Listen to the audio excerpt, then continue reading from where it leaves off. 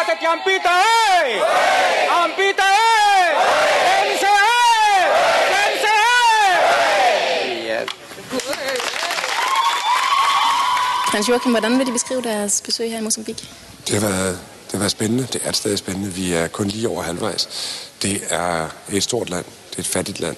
Men det er også et stolt land. Det er et glad land. Og man mærker det overalt, hvor man kommer, at den glæde, der er. Hvilke oplevelser har gjort særlig indtryk på dem? Det har alle oplevelserne hver især, men det er selvfølgelig stærke oplevelser at komme ud og se et hospital. Og men det er et provinshospital, det vil sige af meget højt rangerende hospital, og så se i hvilken stand og forfatning og hvilke mangler der var på stedet.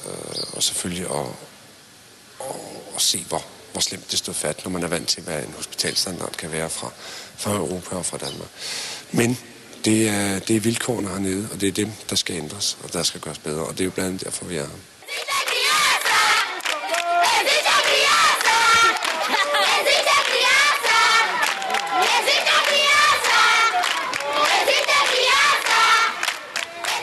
Hvad betyder protektoratet for Kære for dem? Det er en måde at gøre opmærksom på, at den ulandsbistand, vi yder, ikke kun Kære, det smitter også af på de andre nemlig, at den flytter noget, den hjælper der, hvor den kommer ud. Den er vel gennemtænkt, den bliver vel udført, og den bliver særdeles vel modtaget.